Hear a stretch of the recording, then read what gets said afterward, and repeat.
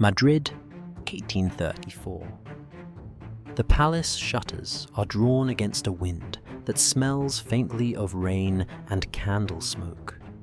In a corridor lined with portraits of ancestors who stare as if they still judge, a royal physician moves as quietly as a pen across vellum. He has been summoned not to heal, but to preserve. The king is dead. Ferdinand VII sovereign by law storm, by temperament. And yet in death, his body continues to command the living. A chamberlain opens the final door, and the physician enters. On the bed, Ferdinand's face less terrible, now smoothed by the indifferent patience of death, still carries the old tensions, suspicion gathered around the brow, pride hardened in the mouth. The physician notes the waxy pallor, the trace of gout's long siege. At the joints the edema a court will not name, but those are ordinary diagnoses. He has not been called for the ordinary. At the foot of the bed stands Maria Christina, Queen Regent, now by necessity and calculation. Her mourning blacks are exact, not extravagant. Her eyes hold the steady light of someone who understands that grief and governance must be kneaded together like dough, or nothing will rise. She dismisses the attendants with a nod. There will be no rumors, she says, no circus of curiosity. The body must be prepared with maximum care, and particular attention must be paid to the king's singularities. The word lands like a coin on marble, precise, heavy, and cold. The physician understands. The palace has thrummed for years with stories. Some whispered, some laughed, some shuddered about the sovereign's anatomy and the private wars it waged against him and against those he married. It is a cruel footnote to a reign already swollen with paranoia, betrayals rescinded, constitutions reawakened inquisitions. In these hushes and instructions, the physician senses the shape of a larger truth, the way a single man's secret horror was allowed to swell until it touched the hem of the nation itself. The physician lifts the sheet and pauses, not gawking, but registering what the court long pretended could be contained by etiquette and custom. Here is the body that defined policy, like a compass defines north, even when the map says otherwise. He notes what must be noted for medicine, for posterity, for the archivists who will one day decide what the world is allowed to know, and then covers the king again. Preservation is not only the arrest of decay, it is the management of narrative. In monarchies, the line between the two is faint as a hair. Outside the palace breathes. Messengers move like chess pieces through galleries. Ministers sharpen their arguments in adjoining rooms. Uniforms whisper as guards change watches. Spain, already thinned by the slow hemorrhage of empire, waits to learn whether the new dawn is a window or merely a brighter kind of fog. Isabella, the little girl, whose cradle rocks on a tectonic fault of legality and rumour, sleeps in a nursery guarded by ceremony and doubt in equal measure. The physician seals the first layers and turns to the ledger. His notes veer unprofessionally toward reflection. How many decrees were signed because of pain? How many prisons filled because of private terror? We pretend that kings are symbols, he thinks, but they are bodies first. And when a state is wired to one body, it will inherit every tremor of that body's nerves. He sketches a diagram not of the scandal the city trades like contraband, but of the damage that crisscrossed the sovereign like a map of forgotten roads, inflammation here, scarring there, a lifetime of remedies that solved nothing and confirmed everything. Maria Christina returns. She asks simply whether the work will hold. He answers honestly, it will hold long enough. Enough for the cortege, the proclamations, the oaths. Enough for Spain to say goodbye to a reign it never fully understood, and to greet a future it does not fully trust. She nods the calculus in her eyes, running ahead to councils and coalitions, to uncles and pretenders, to laws that must be stretched like canvas to cover a storm. When the regent departs, the physician trims the final wicks and closes the ledger. The chamber is quieter now, like a theatre. After the last applause, when the seats are still warm, but the story has ended. He thinks of the city beyond the palace of shopkeepers, clearing thresholds of priests, folding vestments of soldiers, counting their rations, and wonders how many of them ever knew that the shape of their days bent around the shape of this man's nights. A death can be tidy. A legacy rarely is.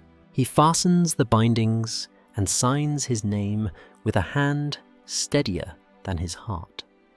He has preserved a body. He has also, in some small way, embalmed an era, an age where private deformity swelled into public policy, where a nation's laws were drafted in the shadow of a bedroom. Tonight, in this close room, a different lesson hangs in the air like resin, that the state, when it crowns a body, must reckon with the body it crowns. Outside, thunder murmurs over Madrid. The physician snuffs the candles one by one, and darkness gathers like a curtain. He is the last to leave. Behind him, the room settles into its vigil, keeping the secret history of a reign that mistook the private for the divine and made a country live within it.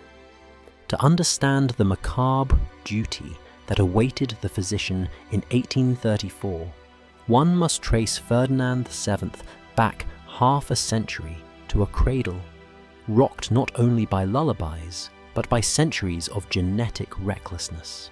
He was born on October 14th, 1784, in the Escorial palace outside Madrid, into a dynasty already heavy with its own poisoned inheritance. The Spanish Bourbons had followed the Habsburgs, but they had absorbed the same fatal habit: cousins, marrying cousins' uncles, wedding nieces' bloodlines folding back on themselves like a snake, consuming its own tail. The result was not merely political continuity, but medical calamity. Generations of consanguinity had weakened the stock. The Habsburg jaw was legend.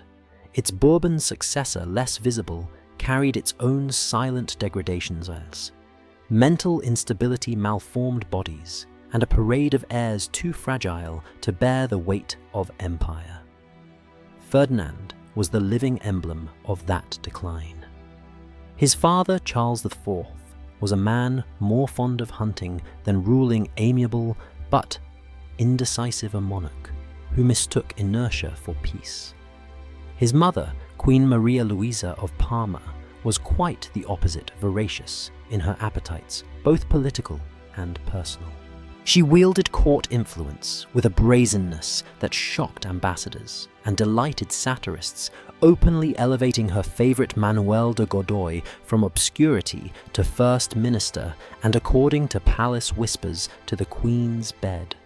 Thus, Ferdinand grew up in a palace where legitimacy itself was a rumour, where his mother's dominance and his father's passivity created an atmosphere thick with resentment. Courtiers whispered whether the boy was more Bourbon or more Godoy, whether his line was royal at all or simply a grotesque continuation of court intrigues embodied in flesh. For a child already cursed with the burden of inbred blood, such doubts formed a psychological climate as suffocating as any dungeon. Even as a boy, Ferdinand's body betrayed him. Physicians summoned to examine the infant prince noted in hushed Latin phrases irregularities that could not be spoken aloud in a court obsessed with heirs and continuity. What they meant behind their careful penmanship was that nature had played a cruel joke. As Ferdinand grew, his stature seemed ordinary, his voice unremarkable. But the secret of his anatomy began to reveal itself in adolescence. A member grotesquely long, wildly misshapen, and destined to define his fate more than any tutor general or minister ever could. The irony was bitter.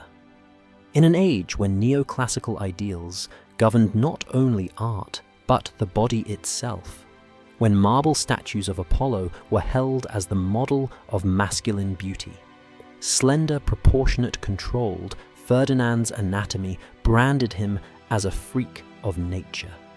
It was not the kind of exaggeration poets celebrated. It was the kind that made servants giggle behind closed doors, that made foreign envoys report back to their courts with disgusted fascination, that made every future marriage contract a gamble between dynastic necessity and human endurance. To the young prince, these whispers were not abstractions. He felt them in the way attendants avoided eye contact, in the awkward silences of his tutors, in the cruel jokes barely muffled when he passed. A boy learns quickly what others see in him. Ferdinand learned that he was an object of ridicule, of gossip, of shame. In his mind, humiliation hardened into suspicion. Suspicion thickened into paranoia, and paranoia soon became the marrow of his character.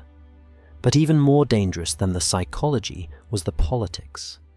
Spain was a Catholic monarchy, its legitimacy rooted in the ability of the king to produce a legitimate heir. A sovereign's virility was not private, it was raison d'etat. And here was a prince whose own body seemed designed to make that duty impossible. His condition was not merely a medical curiosity, it was a dynastic threat. If he could not father children, the succession itself, the continuity of Bourbon Spain, would fracture. Ferdinand never forgot this. Every snicker, every whisper, every physician's veiled note reinforced the same truth.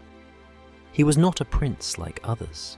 He was the sum of centuries of royal arrogance, a bloodline so determined to keep its throne intact that it poisoned itself.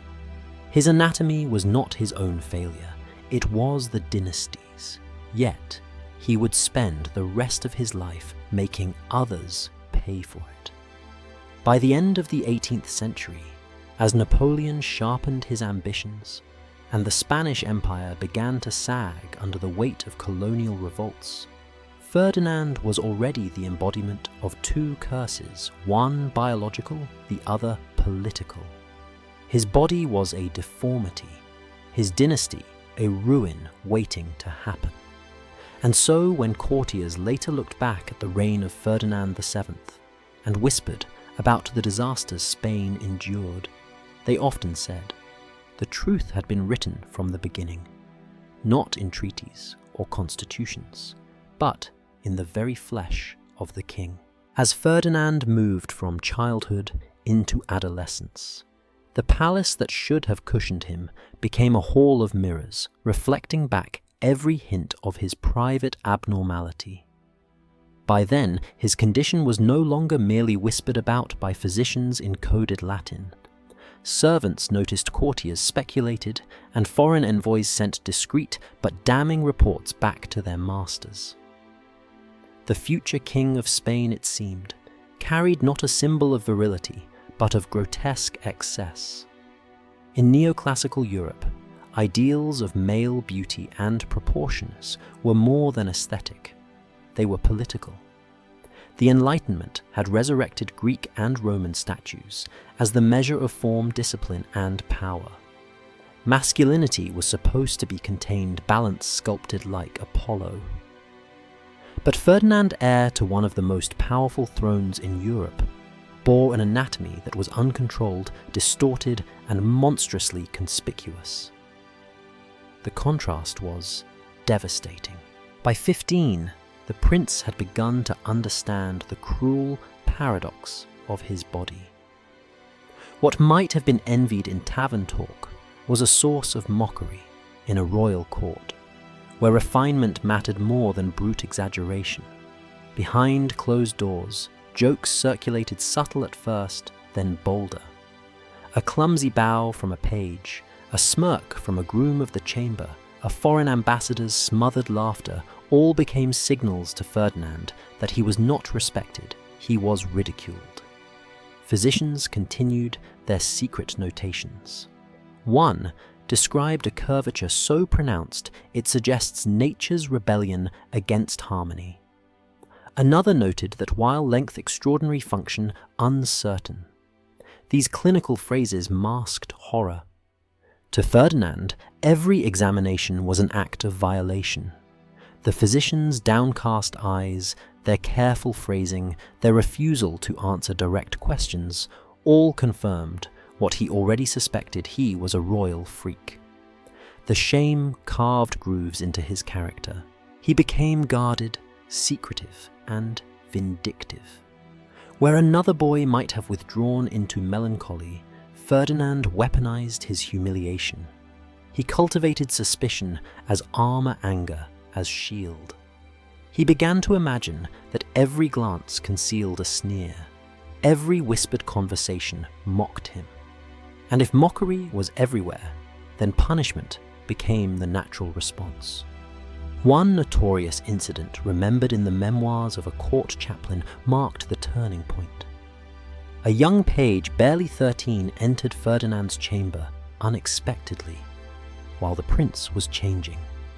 The boy saw too much. Within hours, the page was flogged publicly, his family dismissed from Madrid in disgrace. The punishment was disproportionate, but it was also deliberate. Ferdinand had learned the lesson of power. If he could not silence laughter, he could terrify it into stillness. From that moment, fear replaced ridicule within the palace walls. Servants no longer dared whisper, but the silence was even more suffocating. Ferdinand knew the laughter had not disappeared. It had merely gone underground. The absence of open mockery became for him proof of conspiracy. In this warped logic, paranoia became self-fulfilling. Foreign diplomats observing the prince's development noted the change. Reports to Paris and Vienna described a youth proud to the point of mania, suspicious beyond reason, and cruel in petty ways. In reality, these traits were the twisted fruits of humiliation. Ferdinand's anatomy had ensured that his most private shame was also his most public vulnerability. Every attempt to hide it only deepened his conviction that the world was watching. In adolescence, he discovered another weapon: piety. Cloaking himself in Catholic devotion, he learned to wield confession and morality as instruments of power. He would accuse others of impurity, of indecency, of sins that mirrored his own deformity. In doing so, he projected his shame outward, turning his body's curse into a justification for cruelty. The court began to recognize a pattern. The boy who had once been mocked now became the one who punished, the one who humiliated in return. Tutors dismissed for imagined slights, grooms reassigned to dangerous posts, chambermaids exiled for a glance too long. Ferdinand had found a way to make his private secret everyone else's terror, but in truth, he never escaped it. The shame followed him like a shadow, whispering that no matter how many he punished, no matter how many bowed before him, the deformity remained. And the more he tried to suppress that whisper, the louder it grew. Thus, the prince entered manhood already warped by humiliation. The young Bourbon, who might have been a reformer, who might have been remembered for wit or courage, instead carried a festering wound of ridicule that would poison not only his marriages, but the kingdom he would one day rule. Spain's future king had been shaped not by tutors, generals, or priests, but by cruel gossip about the one thing he could never change. By the time Ferdinand reached his late teens, the whispers of deformity had grown into a dynastic crisis. Spain's court physicians, unable to speak plainly to the monarch, recorded their findings in secret notes and reports hidden in archives. What they described was grotesque enough to frighten brides, terrify ministers, and drive the young prince into a cycle of desperate cures. Europe in the late 18th century was an age of contradictions. Enlightenment reason lived side by side with medieval superstition, and Ferdinand, the desired heir, reached for every remedy no matter how absurd. Court apothecaries mixed concoctions of ground rhinoceros, horn-powdered pearls, ambergris, and crushed coral, each promising to normalize what nature had warped. Alchemists brought from Italy whispered of Eastern potions that could regulate the royal essence. Physicians from Paris and Naples claimed that fertility could be restored through delicate cauterizations or baths in specially distilled mineral waters. The treatments failed, but Ferdinand clung to them with the desperation of a drowning man. Some were harmless tonics that drained the treasury more than the body. Others were excruciating. Accounts speak of heated glass vessels applied to the groin of poultices mixed with mercury and arsenic of bloodletting meant to rebalance the humours. Each attempt left Ferdinand more scarred, more embittered, more convinced that his condition was both a divine curse and a political plot against him. Yet Spain could not afford to ignore the problem. A Catholic monarchy required heirs, and the king's ability to father children was a matter of state. Fertility was not private, it was the foundation of legitimacy. And so Ferdinand's bedchamber became a laboratory where medicine, superstition, and politics collided. Royal craftsmen were commissioned in secret to create strange devices euphemistically called marital aids.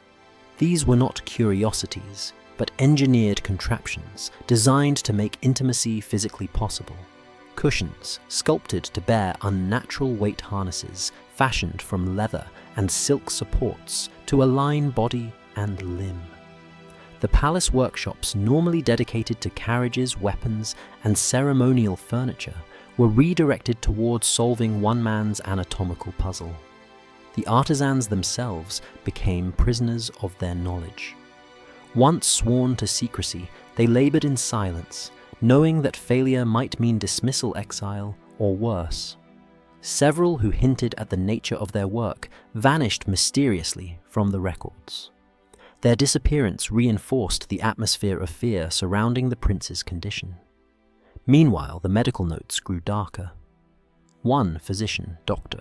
Francisco Flores, wrote that His Royal Highness's member presents a most unusual curvature and disproportion, which makes natural union fraught with hazard. Another remarked bluntly that without intervention, heirs are unlikely. The language was clinical, but the implications were catastrophic. A monarchy already weakened by Napoleon's rise and colonial unrest now faced the possibility that its heir might be incapable of continuing the line. Ferdinand's desperation hardened into obsession. He surrounded himself with quacks who promised impossible solutions: Egyptian elixirs, Mesopotamian talismans, astrological timing of intercourse to align his seed with the heavens.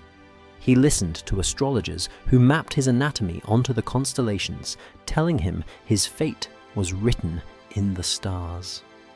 He paid a Venetian mystic who claimed to shorten what God had overgrown with secret prayers and scalpels. Every failure deepened his paranoia. He began to suspect that his enemies at court spread rumors to magnify his humiliation that France and Britain laughed at Spain's princeling freak. He believed his curse was not just hereditary, but conspiratorial, as though mockery itself could make him sterile. Yet the greater irony was this: the more Ferdinand sought to cure himself, the more he defined his identity around his deformity. His anatomy ceased to be a private burden and became his political destiny. Ministers, diplomats, and even priests began to interpret Spain's troubles as a mirror of Ferdinand's body, overgrown, twisted, grotesque, and unable to function as intended. And in this crucible of shame and desperation, Ferdinand himself was forged. He learned to hide behind cruelty, to compensate for impotence, with power to mask private humiliation with public suspicion. His bedchamber had become a workshop of state, and his body the battlefield on which Spain's future would be decided. In 1802, Madrid glittered as though Spain's fortunes had been reborn. The wedding of Crown Prince Ferdinand to his Neapolitan cousin, Princess Maria Antonia of Naples and Sicily, was staged as a grand spectacle, a reminder to Europe that the Bourbon dynasty still commanded wealth and tradition. The cathedral rang with music streets, overflowed with cheering crowds, and diplomats from Vienna, Paris, and Rome wrote admiringly of the pomp. To the people, it was the union of youth and promise. To Ferdinand, it was a test he dreaded more than any battle. Maria Antonia, barely 17, arrived with her own fragile hopes. She was bright-spirited and prepared by tutors to be a queen consort. In portraits she appears delicate, yet assured, her dark eyes betraying intelligence and curiosity. Like many princesses of her age, she had been raised on stories of dynastic glory. What she encountered instead was the beginning of a nightmare. The wedding night supposed to consummate the union and secure Spain's future became a grim medical exercise. Ferdinand's condition required elaborate preparations. Custom cushions were laid out, oils and ointments placed nearby laudanum prepared for the young bride. Physicians hovered discreetly, waiting in adjoining rooms. What should have been intimacy was instead procedure. Witness accounts describe Maria Antonia's horrified cries when she first saw the grotesque reality of her husband's anatomy. Monster One lady-in-waiting later recalled her whispering in shock. Ferdinand, already raw from years of mockery, interpreted her terror not as innocence, but as insult. His paranoia fused with humiliation and cruelty became his refuge. Each attempt at consummation was orchestrated like a ritual, physicians preparing servants, adjusting the cushions. Astrologers consulted to determine the most auspicious moment for conception. For Maria Antonia, these encounters were less like marital duty and more like surgical assaults. Laudanum dulled her panic, but only just enough. Against all odds, twice she conceived. Both pregnancies ended in devastation. In 1804, she miscarried after 4 months. The court physicians quietly admitting to each other that the stress of Ferdinand's abnormality had been too severe on her body. In 1805, she carried a child nearly to term, only to lose it in a bloody traumatic labor that nearly killed her. From that point, her decline was visible to all. She grew frail, addicted to laudanum, her spirit broken. Once vibrant, she now appeared ghost-like. In court eyes, hollow laughter absent. Letters to her family reveal her despair, pleas for escape, for prayers for relief. But royal daughters had no escape. Her decline became a silent scandal, one whispered about, but never addressed publicly. In May 1807, at only 21 years old, Maria Antonia died. The official record cited fever and delicate constitution. Rumors told a darker story. Some whispered that Ferdinand himself had poisoned her, frustrated by her failures. Others pointed to the palace apothecary, who conveniently died days later, leaving behind a mysterious letter seized and never seen again. Whatever the truth, the result was the same: another victim claimed by a marriage defined by anatomy and obsession. Ferdinand's reaction was as twisted as the marriage itself. Publicly, he displayed grief. Privately, courtiers noticed a hardening of cruelty. Rather than remorse, he adopted suspicion, blaming enemies, whispering of conspiracies, and convincing himself that Maria Antonia had deliberately sabotaged his hopes of an heir. Compassion was replaced by vindictiveness. In his mind, she had not died from trauma or despair, but from betrayal.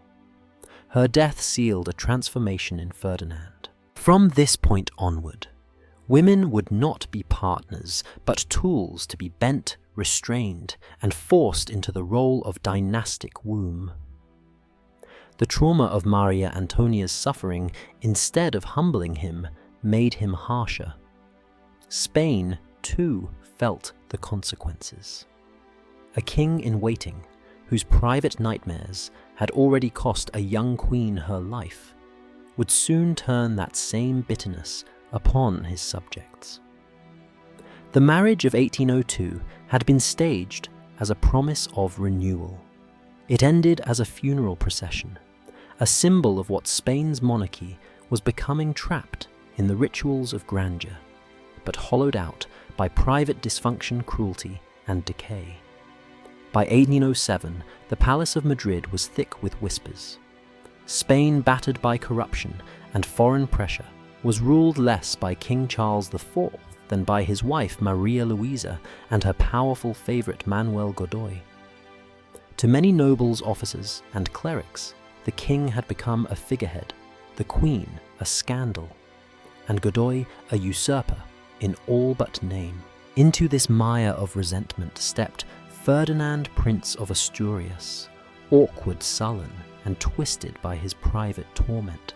For those desperate to save Spain, he seemed like a blank canvas onto which they could project their hopes. They called him El Deseado, the Desired One. The nickname carried a double edge. On one hand, he was desired as a symbol of national renewal, a young prince untainted by his parents' decadence. On the other, Ferdinand's own desires, humiliated, deformed, unspoken, were poisoning him from within. The irony was cruel. The people's savior was already unfit for trust. Spain's broader situation made the conspirators bold. Napoleon loomed on the northern frontier, reshaping Europe at will. Spanish colonies trembled with unrest, and the treasury bled dry. Godoy's clumsy diplomacy made matters worse. His Treaty of Fontainebleau with France promised to carve up Portugal, but instead invited French troops across Spain's soil. To many nobles, the hour had come for a decisive strike. They looked to Ferdinand not because he was brave or brilliant, but because he was available. Thus began the conspiracy later named after its meeting place, El Escorial. The plan was straightforward: rally discontented nobles and officers, secure French sympathy if possible, and force Charles IV to abdicate in favor of his son. Ferdinand, at least on paper, would be king. In practice, he would be their puppet. But they fatally underestimated their chosen figurehead. The prince's private life had already taught him one lesson above all survival meant betrayal. He had learned it as a child mocked by servants, as a youth scorned by courtiers, as a husband unable to master his own wedding bed. Self-preservation had become instinct. And when the conspiracy was discovered, instinct took over. Pulled into questioning, Ferdinand collapsed almost instantly. There was no defiance, no kingly composure. Instead, he poured out every detail. names of allies, letters exchanged, meetings held.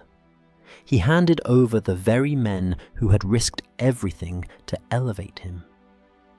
In a matter of hours, the network of the Fernandinos unraveled their plots, exposed by the man they had sworn to crown. To save himself, Ferdinand wrapped his cowardice in performance.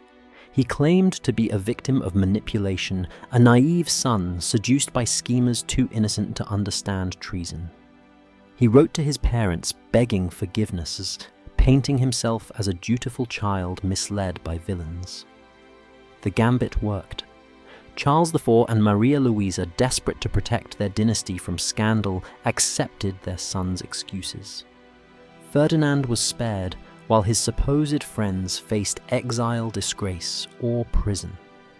This pattern, self-pity as shield, betrayal as weapon, became Ferdinand's trademark. He discovered that he could preserve his skin not through courage, but through the destruction of others. Each betrayal reinforced the lesson: cowardice could be disguised as prudence, disloyalty reframed as necessity. The hypocrisy was staggering. Even as Ferdinand betrayed his allies, palace workshops were still crafting devices in secrecy to accommodate his private deformity. Cushions support strange contraptions of leather and silk, all commissioned at royal expense, all shrouded in silence. The artisans knew too much, and in Ferdinand's paranoid world, that meant danger. A careless whisper in a tavern, a joke in a workshop, could seal their fate. A few disappeared, their absence explained away by sudden illness or reassignment. The message was clear: silence was survival. Thus, by 1807, two worlds ran parallel in Madrid. One was the political theatre where a prince styled as Spain's hope revealed himself a coward, betraying his own network at the first sign of risk. The other was the private workshop where artisans laboured under threat to build contraptions for the same man, terrified of what might happen if they failed or succeeded too well. Both worlds revealed the same truth. Ferdinand's life was built not on courage, but on coercion and fear. The Escorial conspiracy was more than a failed coup. It was a test, and Ferdinand failed it catastrophically. Instead of proving himself a leader, he proved himself unreliable, treacherous, and dangerously self-absorbed. The nobles who had placed their hopes in him realized too late that they had chosen a man incapable of loyalty. Spain would pay dearly for that mistake. Within a year, Napoleon's armies would march deeper into Iberia. Charles IV would abdicate, and Ferdinand himself would wear a crown that meant nothing in practice. And once again, when faced with danger, he would default to the same reflex betrayal cloaked as survival. In retrospect, El Escorial was not an isolated scandal, but a warning. It showed Spain exactly what kind of king Ferdinand would be: a man who could not stand by his allies, who turned his private shame into paranoia, and who wielded betrayal as his most reliable weapon. The betrayal of his co-conspirators was only the first act in a pattern that would scar Spain for decades to come. The year 1808 should have been Ferdinand's moment of triumph. Charles IV, worn down by scandal and unable to contain the storm of discontent, abdicated in favour of his son. Crowds in Madrid roared their approval. The young prince was finally King Ferdinand VII, the desired one. Bells rang, banners unfurled, and for a few brief weeks, Spain believed it had been reborn. But, in truth, the new king's reign lasted scarcely longer than the echo of those bells. Napoleon Bonaparte had been watching Spain for years, recognizing its weakness. Godoy's deal with France to invade Portugal had opened the country's borders to French troops, and once they were inside, they never truly left. By 1808, French garrisons dotted Spanish towns. The emperor saw the dynastic squabble between father and son as a perfect opportunity to seize control. The trap was already set. Ferdinand, basking in his fragile popularity, made a fateful choice. He agreed to travel to Bayonne in southern France to negotiate with Napoleon. Perhaps he believed he could outwit Europe's master strategist. Perhaps he dreamed of securing the emperor's recognition and strengthening his throne. What he found instead was humiliation. In Bayonne, both he and his father were pressured, some would say coerced into signing away their claims. By the summer of 1808, Spain had no Bourbon king. Napoleon installed his brother Joseph Bonaparte as monarch. Thus, Ferdinand's reign ended almost before it began. He was not a ruler now, but a prisoner. The French transferred him to the Château de Valençay, a grand estate in the Loire Valley. To the outside world, it was gilded captivity gardens, salons, a small retinue. But beneath the veneer of comfort lay a deeper indignity. Napoleon had stripped him of crown and dignity alike. Spain burned in resistance. The Peninsular War erupted, and the so-called desired one was reduced to pacing rooms like a caged animal. For Ferdinand, captivity carried another torment. The French physicians who attended him took a morbid interest in the rumors that had long dogged his private life. Unlike Spanish court doctors bound by discretion, these men had no fear of palace reprisals. They examined him clinically like a specimen. Surviving Napoleonic medical notes buried for decades in archives describe in cold detail the grotesque anatomy that Spanish whispers had only hinted at. To the French, it was less scandal than curiosity, a royal oddity to be catalogued alongside natural deformities. The humiliation was profound. Imagine the prince who had flogged a boy for glimpsing his nakedness, now forced to endure the probing hands and dispassionate stares of foreign doctors.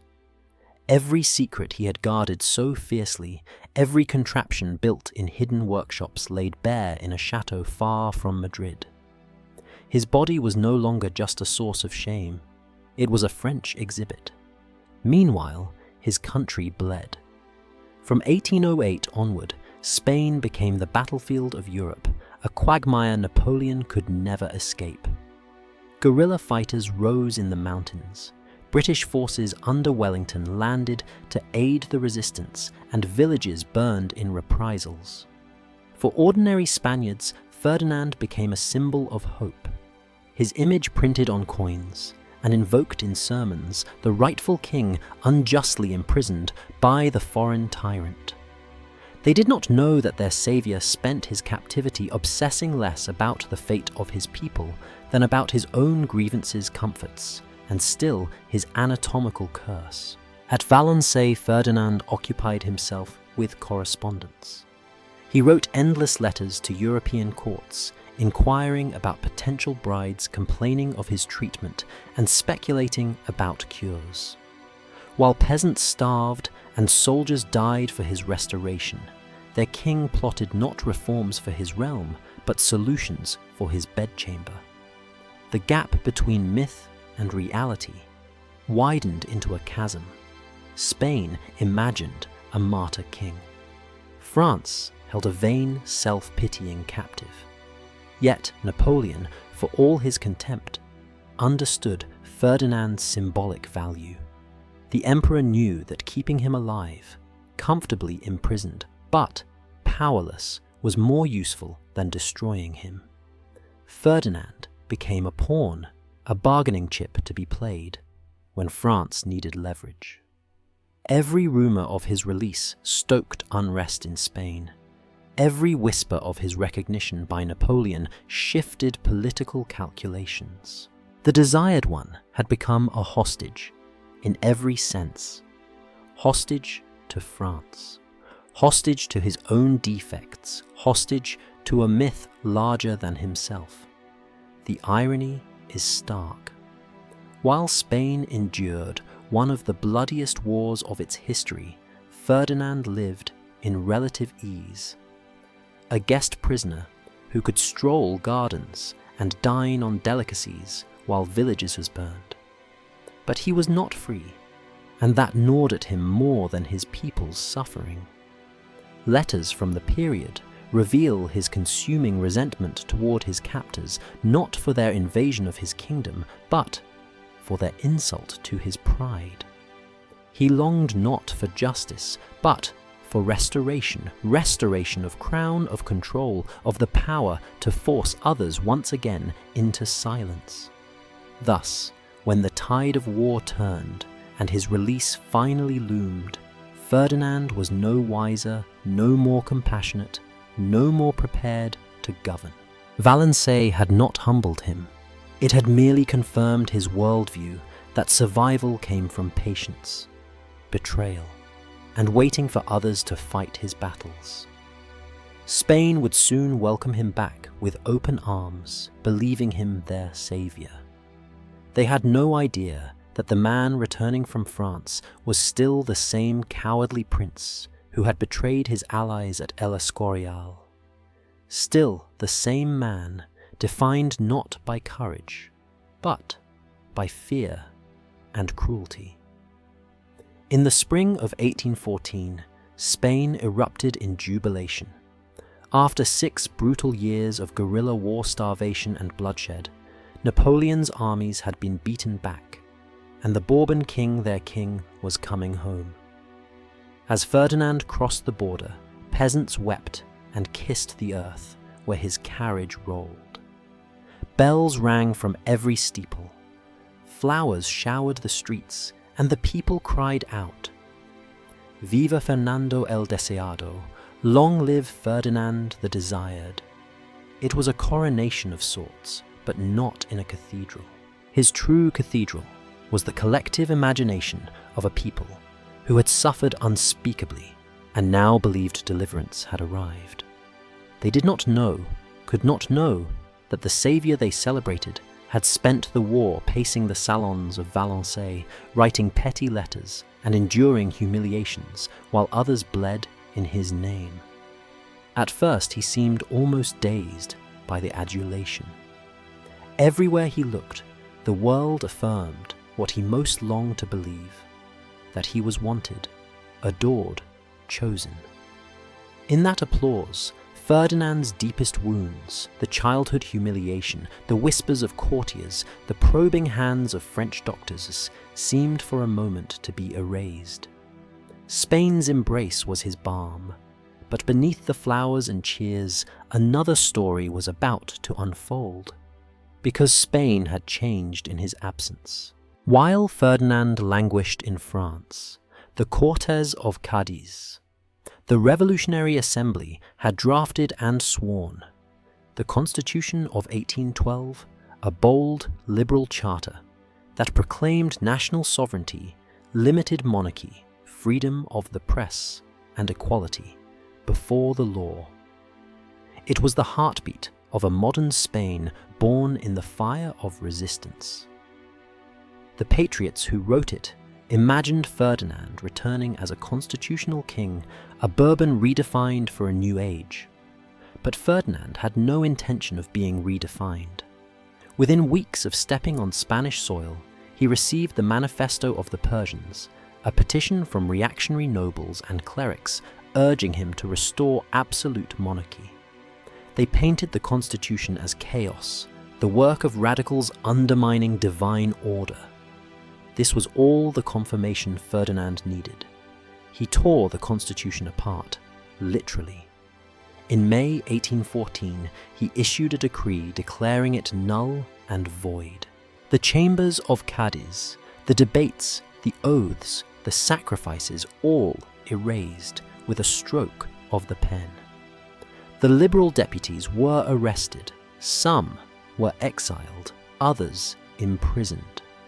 A few, like the great Arguelles, narrowly escaped execution. For Ferdinand, this was not merely politics, it was vindication. He had returned not as a limited king, but as the absolute monarch he believed himself destined to be. And with absolute power came old habits. The Inquisition, long dormant, was revived. Secret police prowled taverns and streets for whispers of dissent. Pamphlets were banned presses, censored meetings surveilled. Suspected liberals were dragged from their homes, their families ruined, their careers destroyed. To Ferdinand, this was not cruelty, but necessity. He told himself he was saving Spain from disorder. In truth, he was saving his ego from challenge. But perhaps most revealing was what Ferdinand prioritized once he secured his throne. Spain needed reconstruction. Bridges, repaired fields, replanted trade, restored colonies, stabilized. Yet Ferdinand's focus turned almost immediately back to his obsession marriage and heirs. His return had not softened his private torment, it had intensified it. The cheering crowds were proof of his desirability. Yet inside the palace, he still feared impotence, still commissioned new devices, still brooded over his cursed body. The secret workshops reopened with renewed vigor. Artisans were again summoned to design cushions, restraints and supports, only now with greater sophistication. Metalworkers, upholsterers, and even foreign mechanics were quietly contracted, their labor hidden from the public, that believed Ferdinand was their deliverer. Some rumors seeped into diplomatic circles that the King of Spain spent more time inspecting contraptions than councils, more time consulting physicians about his body than ministers about his nation. And abroad, Europe laughed. Foreign envoys wrote home about the desired one who was desired for little beyond superstition. To them, Ferdinand was no constitutional monarch, no enlightened ruler. He was a relic, vain paranoid, consumed by bodily shame. But for Spain, the joke was deadly serious. The return of absolute monarchy meant the reversal of every liberal gain. Newspapers that had once debated sovereignty fell silent. Soldiers who had fought under the banner of the Constitution returned to a homeland that no longer recognized their sacrifice. The very men who had shed blood for Ferdinand's restoration now languished in his prisons. The irony was bitter. Spain had endured famine and massacre to restore a king who believed their suffering existed only to confirm his authority. The throne once more became a prosthesis for his wounded masculinity, a tool to silence both political opposition and the private demons that haunted his bed. In 1814, as Madrid's bells faded and the flowers wilted in the gutters, the truth became clear. Spain had not been reborn. It had been shackled once again, not only to a Bourbon monarch, but to a man whose deepest flaws would soon metastasize into national catastrophe. The desired one had returned, but Spain would pay dearly for the desire. In 1816, 2 years after his triumphant return, Ferdinand VII prepared once again for marriage. This time, the bride was Maria Isabel of Portugal, his own cousin, a 19-year-old princess raised in Lisbon with delicate manners and dutiful obedience. The match was politically sound. It strengthened ties between Bourbon Spain and Braganza, Portugal, reinforcing the conservative alliance needed to ward off liberal contagion. But beneath the dynastic choreography lurked the same private torment that had already doomed Ferdinand's first marriage. The wedding itself was staged with Baroque extravagance. The cathedral glowed with gilded candles, choirs thundered hymns, and the streets of Madrid overflowed with citizens desperate to see their monarch secure an heir. The ceremony was both a royal pageant and a political performance. Every gesture, every vow, every embroidered thread was a promise that Spain's monarchy, wounded by war and revolution, still had the vitality to endure. Ferdinand wore cloth of gold, his bride ivory silk, the image of Catholic permanence. But when the procession ended and the cathedral bells fell silent, the palace doors closed on a very different story. The bridal chamber had been prepared in advance, with elaborate secrecy. Cushions, devices, oils, and restraints. The same arsenal of contraptions developed since Ferdinand's youth waited in place. Physicians hovered nearby, ready to intervene, not as doctors of healing, but as technicians of a grotesque ritual. Servants whispered that the chamber resembled a laboratory more than a bedroom, its atmosphere heavy with medical tools and anxious silence. When the young queen first saw her husband disrobed, the horror was immediate. Witnesses later wrote of her cries echoing through the palace corridors. Like Maria Antonia before her, Maria Isabel confronted the monstrous reality of Ferdinand's anatomy. What had been hidden behind ceremony and rumor was suddenly undeniable. A grotesquely misshapen organ that no cushion, no physician's explanation, no astrological chart could disguise. The wedding night became a spectacle of pain.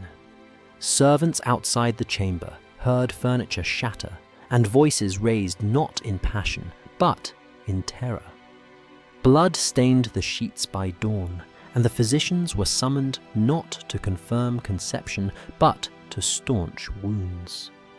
For the rest of her short life, Maria Isabel carried the trauma of that night, her body marked by physical injury and her mind fractured by dread.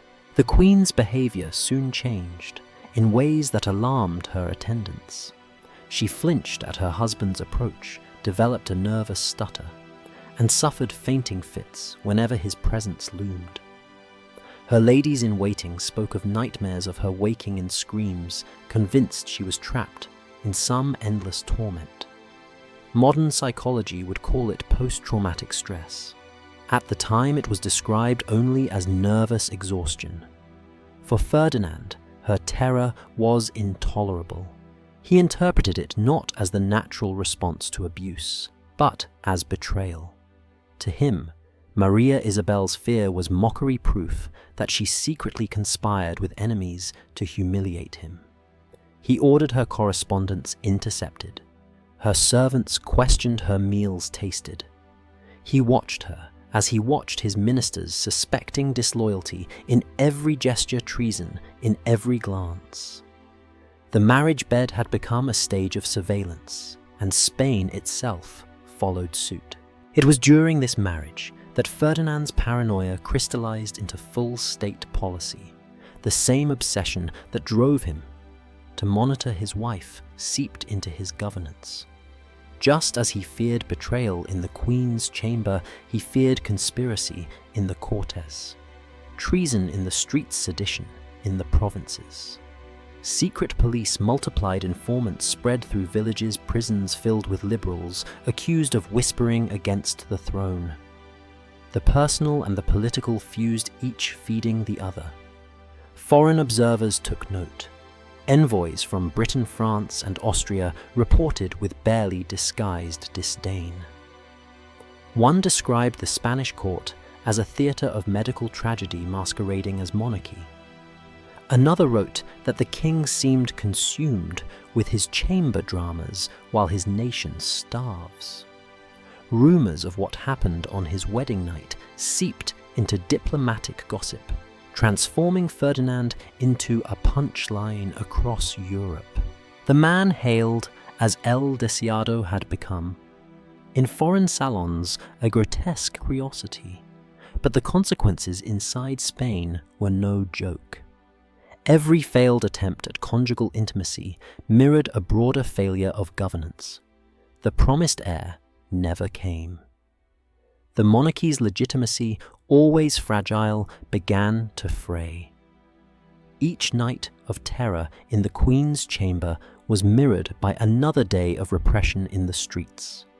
Ferdinand's paranoia metastasized outward until the entire kingdom became a prison, built in the image of his marital chamber, silenced, surveilled, suffocated. Maria Isabel herself did not survive long.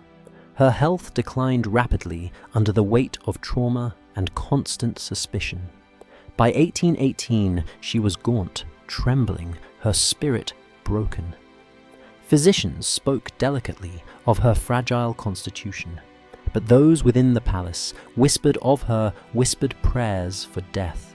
When she finally passed officially from illness, many suspected it was exhaustion, body and soul. Worn down by a marriage that was more torture than union. And yet for Ferdinand, her death was no occasion for grief. It was fuel. He told himself her demise was the work of conspirators' enemies who sought to deny him an heir. He ordered investigations, interrogations, loyalty tests. More courtiers vanished. The machinery of repression ground harder. Thus, the tragedy of Maria Isabel was not only personal, but national. Her screams on the wedding night reverberated into policy.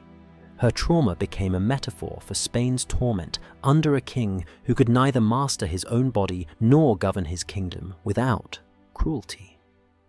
What began as a dynastic marriage had metastasized into a national nightmare.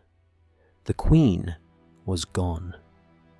But the pattern, the grotesque fusion of private pathology and public tyranny, remained.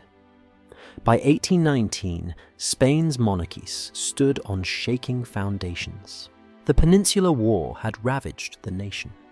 The colonies of the Americas were breaking away one by one, and Madrid simmered with hunger and discontent.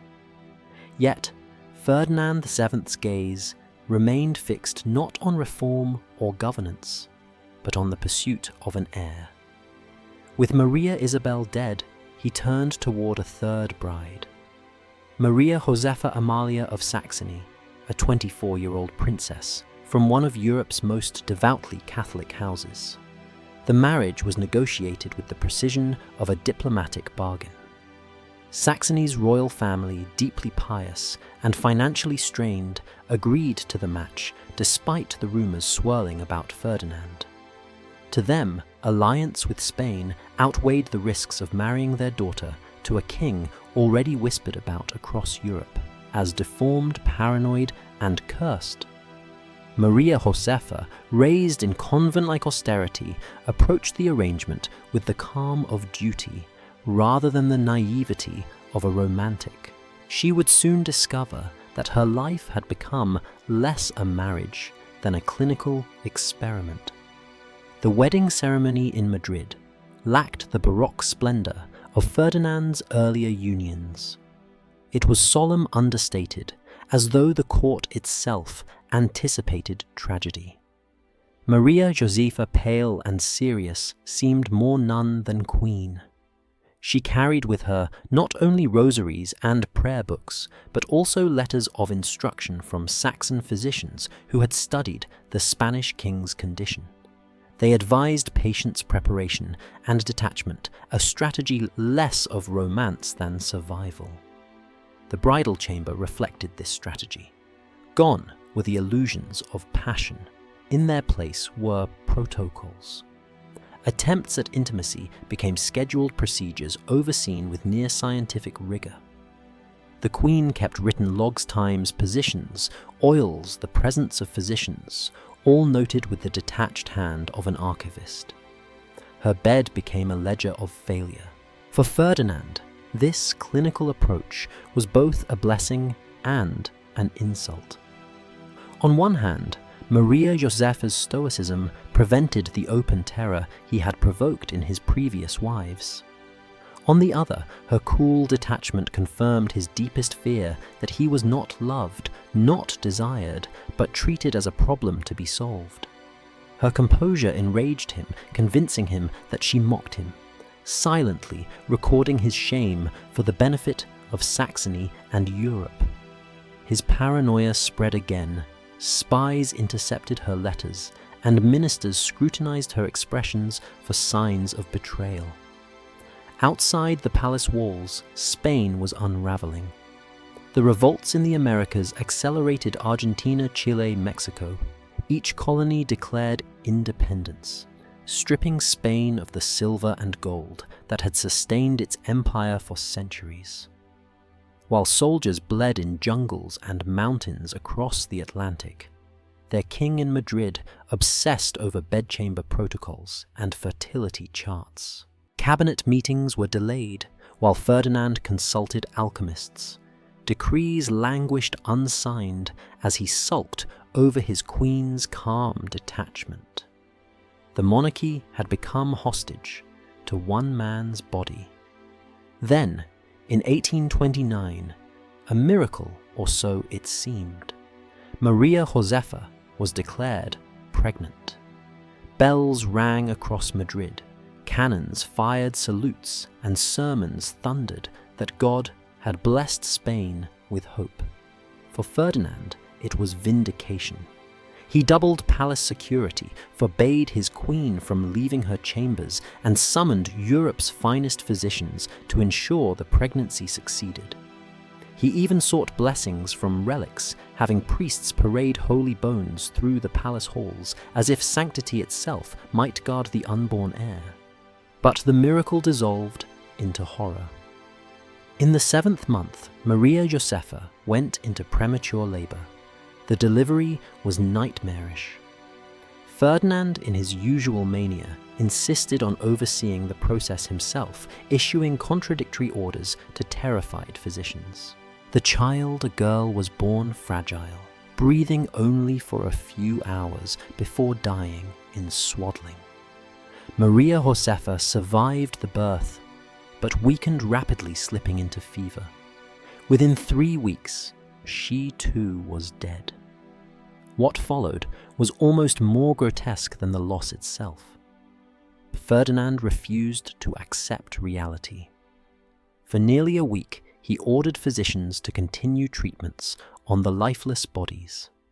Witnesses described the palace filled with incense to mask the stench of decay, priests chanting prayers over a corpse, while the king demanded resurrections. It was a scene of medieval delusion, of a monarch collapsing entirely into madness. When he finally relented and allowed burial, Ferdinand withdrew into a black fog of despair. He ate little, spoke rarely, and spent hours staring at the death masks of his wives. But grief in Ferdinand never softened into compassion. It hardened into paranoia. He told himself the death was sabotage, that enemies within the palace had poisoned his wife or cursed his child. Interrogations multiplied, courtiers vanished, and Spain once again paid the price for one man's pathology. Maria Josefa's short clinical marriage ended as it had begun, in duty and silence. She entered the palace as a pious daughter of Saxony and left as another victim of a monarchy, where intimacy was surgery, love was duty, and childbirth was a political battlefield. Spain, meanwhile, staggered onward, ruled by a man whose private failures had long since become the nation's curse. By 1829, Ferdinand VII was 45 years old, bloated by illness and years of excess, yet still consumed by the same obsession that had haunted him since his youth, the desperate need to father a legitimate heir. 3 wives had already been sacrificed to this quest, and each had ended in tragedy, terror, miscarriages, madness, or death. Spain was exhausted. Its empire fractured its treasury, bled dry, yet the king's court once again prepared for another marriage. The chosen bride was Maria Cristina of Naples and Sicily, just 23 years old. She was intelligent, politically shrewd, and unlike Ferdinand's previous queens, she arrived with a secret that would reshape Spanish history. She was already pregnant, likely by a Neapolitan lover. The scandalous truth was whispered among foreign envoys, but Ferdinand, whether blinded by desperation or willingly deceiving himself, chose to ignore the obvious. He needed an heir, and Maria Cristina offered him one regardless of biology. The wedding was swift, lacking the Baroque excess of earlier ceremonies. Ferdinand's health was failing, his legs swollen, his breath shallow, his mind clouded by paranoia. But for a brief moment, hope returned to court. In October 1830, Maria Cristina gave birth to a daughter, Isabella. The baby's survival was hailed as a miracle. Spain had an heir at last. Bells tolled across Madrid, proclamations were read in every village square, and the monarchy seemed, if only for a heartbeat, secured. But the birth of Isabella carried a complication that would dominate the last years of Ferdinand's reign. For centuries, Spain had followed Salic law, which barred women from inheriting the throne. Yet, Ferdinand, determined that his line continue through Isabella, issued the Pragmatic Sanction of 1830, abolishing the restriction. In doing so, he disinherited his younger brother, Don Carlos, a staunch reactionary with a following among ultra-conservative factions of Spain. The stage was set for civil war, even as Ferdinand clung to his illusions of continuity. Inside the palace, Ferdinand's paranoia metastasized into a surveillance state. He ordered peepholes drilled into the walls between his chambers and Maria Cristina's so he could watch her every movement. Guards rotated daily spies, monitored her letters, and food tasters sampled her meals under his manic gaze. Courtiers described the palace as a glass cage, where no gesture, no word, no prayer escaped the king's suspicion. Maria Cristina, elegant and calculating, played her role carefully. She understood her survival, and Isabella's future depended on enduring her husband's gaze without breaking. For Ferdinand, Isabella's birth did not end his insecurity, it deepened it. At times, he doted on the child, commissioning portraits, watching her sleep for hours, searching her face for signs of resemblance to himself. At other times, he stared at her with bitterness, tormented by the unspoken truth that she was likely not his blood. Ministers reported his sudden rages, his muttering about conspiracies, his fear that Isabella's existence was both his triumph and his humiliation. Diplomatically, the situation poisoned Spain's alliances. European courts whispered about the dubious legitimacy of the heir. Some saw Isabella as a pawn of Maria Cristina's ambitions, others as a fragile symbol of Bourbon desperation. The legitimacy question emboldened Don Carlos's supporters, who began organizing in secret, preparing to challenge the succession. The question was simple, yet catastrophic. Would Spain accept a queen, or would it fall into civil war? Meanwhile, Ferdinand's health decayed. He suffered from gout, obesity, and what physicians called nervous agitation. His temper grew more violent, his appetite for surveillance insatiable. The palace became a maze of secret passages, alarms, and double locks, as though the king's own chambers were a battlefield against invisible enemies. Ministers could barely govern. Spain's countryside swarmed with bandits, its economy limped, and its colonies were gone. Yet, Ferdinand's energy was consumed by the control of one woman, one child, one dynasty. Maria Cristina, pragmatic and resilient, began quietly consolidating power. she cultivated allies among moderates and liberals, understanding that Isabella's future would depend on their support once Ferdinand was gone. While Ferdinand wasted his last strength obsessing over conspiracies, Maria Cristina was already positioning herself as regent, the true architect of Spain's survival. In the twilight of his reign, Ferdinand VII's tragedy reached its final irony. For decades, he had destroyed wives' warped politics and plunged Spain into repression, all in pursuit of an heir. Now he had one, but at the cost of dividing his kingdom. His desperation had ensured not stability, but chaos, not continuity, but the spark of the Carlist wars that would drown Spain in blood after his death. The heir problem was solved, but Spain's nightmare was only beginning. By the summer of 1833, Ferdinand VII was a ruin of a man. The gout that had crippled him for years now left him unable to walk, without servants carrying his bloated frame. His breath rattled with fluid in the lungs. His hands trembled uncontrollably, and his mind drifted between paranoia and delirium. In his chambers, surrounded by death masks of his former wives and medical contraptions that had failed to deliver him an heir, the king raved about conspiracies, betrayals, and poison. Spain, already fracturing beneath him, waited for the inevitable. On September 29, 1833, Ferdinand finally succumbed. The official cause was recorded as gout complicated by infection, but the truth was more elemental. Decades of physical deformity, psychological torment, and political repression had drained every reserve of strength from the king's body. For many in Madrid, his passing was greeted not with mourning, but with a muted sigh of relief. Yet his death did not close the chapter. It opened a darker one. In the royal palace, the physicians gathered. Their task was to perform an autopsy, not a public display, but a secret examination, ordered by Maria Cristina and overseen with Vatican approval. The Queen Regent needed answers, and the Church wanted discretion. What they uncovered was as grotesque as the rumours had long suggested.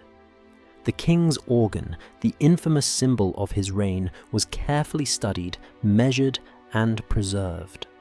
Contemporary notes describe it in language both clinical and horrified. An appendage of extraordinary length, exceeding 14 inches, with dramatic variance in girth from base to tip, curved in unnatural fashion and marked by abnormal tissue growths. Internal scarring suggested repeated attempts at self-surgery. The king, it seemed, had taken knives or crude instruments to his own body over the years, desperate to normalize what nature had made monstrous. These mutilations had only worsened the deformity, leaving behind a landscape of scar tissue and chronic inflammation. The physicians also noted signs of hormonal imbalance, possibly a congenital endocrine disorder worsened by generations of Habsburg Bourbon inbreeding. His testes were underdeveloped, his hormonal markers inconsistent, his skeletal structure warped. In short, Ferdinand had been born into a losing hand of genetics, and his reign had been the embodiment of that decay. The autopsy's findings were so disturbing that the documents were sealed and sent to Rome. The preserved organ itself, placed in a jar of alcohol, reportedly vanished into the Vatican archives. Scholars who have glimpsed the records centuries later describe sketches and reports too shocking for official history hidden away, because they represented not only a medical curiosity, but also a dynastic humiliation. Spain's king had been both victim and perpetrator. His private curse turned into national catastrophe. Meanwhile, above the dissecting tables, Spain's political future was already unraveling. With Ferdinand's death, the Pragmatic Sanction of 1830 came into effect, naming his infant daughter Isabella as heir. Maria Cristina assumed the regency determined to defend her child's throne. But Don Carlos Ferdinand's brother rejected the law. He claimed the crown as his by ancient right, igniting the Carlist War's decades of civil conflict that would tear Spain apart. Thus, Ferdinand's obsession achieved the very opposite of his goal. His lifelong fixation on producing an heir culminated in a succession crisis that plunged his kingdom into bloodshed. The private pathology of one man became the public ruin of millions. Historians often describe Ferdinand as the worst king Spain ever endured. His reign was not merely inept, it was pathological. His body was his prison, his shame, his compass, and his paranoia his tool of governance. He spent more energy on quack cure's secret devices and bedroom surveillance than on governing an empire in collapse. And in the end, his deformity did not remain private. It metastasized into the very structure of the Spanish state. The story of Ferdinand VII closes with a grim irony. In life, he tried to hide his condition with secrecy, cruelty, and denial. In death, the truth was revealed on the dissection table, then hidden again in Vatican vaults too grotesque for official history. Yet, the consequences could not be sealed away. Isabella II inherited not just a crown, but a kingdom riven by war debt and distrust. A kingdom broken by the private failures of one man. The physician who stood over Ferdinand's corpse that day must have understood the symbolism. The monstrous organ he preserved was more than flesh. It was the embodiment of a reign, oversized, misshapen, and destructive to everything it touched. It was Spain itself deformed by centuries of inbreeding, weakened by superstition, and consumed by the paranoia of its rulers. In the end, Ferdinand achieved a kind of immortality, but not the one he wanted. His name does not live in glory or triumph, but in whispers and shame. His body became a cautionary tale, his reign a case study in how personal dysfunction can metastasize into national disaster. And in that jar, hidden in the Vatican archives, lies the most grotesque symbol of all, a preserved testament to the dangers of power when shackled to pathology.